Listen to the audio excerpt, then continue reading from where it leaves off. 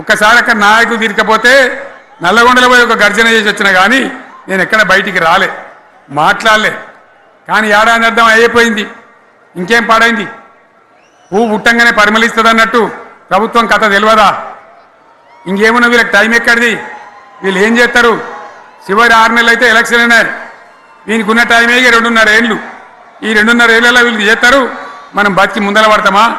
అందుకోసం ప్రజానీకం, మేధావులు, తెలంగాణ ప్రజలు దయచేసి అందరూ ఆలోచన చేయాలి. ప్రతి వాళ్ళు కూడా ఆలోచన చేసి దీనికి పరిష్కారం ఏందో కనుక్కోవాలి. మేధావితో పనిచేయాలి, ఆవేశంతో కాదు. ఆవేశంతో మనం నినాదాలు ఇస్తే కాదు, ముళ్ళును ముళ్ళుతోనే తీయాల. యాడ ఓడగొట్టుకున్నామో గాన్నే వెతకాలి, ఎక్కడ జారిపోయిందో ఆన్నే మళ్ళీ దొరకబట్టాలి. ఆ నైపుణ్యం, ఆ స్థాయి ఇవాళ రావాలి. మళ్ళీ ఇప్పుడు ఏం చేస్తారు? మాట్లాడితే బీఆర్ఎస్ మీద బదనం. ఇక వశమైతే లేదు రాని భూముల అమ్మకానికి పెడతామంటు. అమ్మచ్చు, అత్యవసరమైతే కొన్ని అమ్మచ్చు.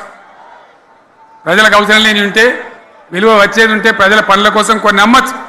కానీ ఏదమ్మాలి ఏదమ్మద్దని విచక్షణ ఉండాలి కదా. యూనివర్సిటీలు అమ్ముతారా? ఇవాళ హైదరాబాద్ యూనివర్సిటీ అమ్ముతున్నారు, రేపు ఉస్మాన్ యూనివర్సిటీ అమ్ముతారు విలువైన భూములనే అని. ఇట్లా కథం పట్టుకుంటూ పోతే ఏమైనా మిగులుతుందా? కాబట్టి ఇది పద్ధత, ప్రభుత్వం నడిపించే విధానమా? వీళ్ళు ఏ విధంగా గోల్మాల్ దింపుతున్నారో దయచేసి ఆలోచించాలని చెప్పి నేను మీ అందరిని కూడా కోరుతా ఉన్నా. ఒక్కొక్క ట్రిప్పు నేను యాదగిరి గుట్టకు పోతే అలా ఎకరానికి 10 లక్షల వాల్యూ పెరుగుతుండే. మరి ఇవాళ ఏమవుతా ఉంది? ఇవాళ ఏం జరుగుతూ ఉంది? మీరందరూ కూడా ఆలోచన చేయాలని కోరుతా ఉన్నా. ఇవాళ రాజ్యం నడపచేతగాక ఎల్లెంకల పడి రాష్ట్రాన్ని ఆర్థికంగా దివాలు తీసి పిచ్చి పనులన్నీ చేసి ఇవాళ అడ్డం పొడుగు మాట్లాడుతూ ఉన్నారు. అన్ని రంగాలలో ఫెయిల్ అయిపోయింది. ఏ ఒక్క ఈ హుస్నాబాద్లో ఇప్పుడు నేను రాగా చూసుకుంటూ వచ్చిన, ఆనాడు కష్టపడి ఈ హరీష్ రావు ఇరిగేషన్ మంత్రిగా ఉన్నప్పుడు ఇక గౌరెల్లి ప్రాజెక్టు కట్టినాం. 90% పూర్తయింది. గౌరెల్లి ఇరిగేషన్ ప్రాజెక్టు ప్రజలకు సంజాయించి భూములు తీసుకొని ఆనాడు తిరిగి 90% పూర్తి చేసినాం. ఏడాది అర్థమైతే తట్టడి మన్ను తీస్తాను రా. పాలమూరు పథకం 80% కంప్లీట్ అయింది. ఎందుకు దాన్ని పెండింగ్లో పెడుతున్నారు? ఎందుకు దాన్ని పూర్తి చేస్తలేరు? ఈ విధంగా చిన్న మాట, చాలా చిన్న మాట.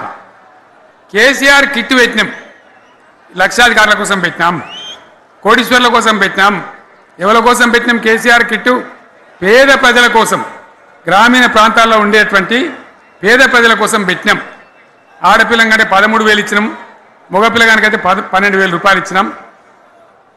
ఆ వాహనాలు పెట్టి, అమ్మఒడి వాహనాలు పెట్టి వాళ్ళని తీసుకెళ్ళి ప్రసవాలు చేయించి, వాళ్ళకి మందులు ఇచ్చి, ఫ్రీగా ఉచితంగా చేసి, బ్రహ్మాండంగా ప్రసవం చేయించి మళ్ళీ ఇంటికాడ తీసి దించినాం. గది బంద్ చేస్తారా ఎవరన్నా? ఎందుకు బంద్ చేయాలి? ముఖ్యమంత్రులుగా పనిచేసే వాళ్ళకు గాంభీర్యం ఉండాలి, ధైర్యం ఉండాలి. రాజశేఖర రెడ్డి అనే ముఖ్యమంత్రి ఉండే, నేను చెప్తా ఉన్నా మీ ముందు ఇయ్యాల. ఆయన ఆరోగ్యశ్రీ అని ఒక పథకం తెచ్చిండు. నేను ముఖ్యమంత్రి అయిన తర్వాత అడిగిన, హెల్త్ డిపార్ట్మెంట్ని పిలిచి అడిగిన, ఇది ఏం పథకమయ్యా బాగుందా అంటే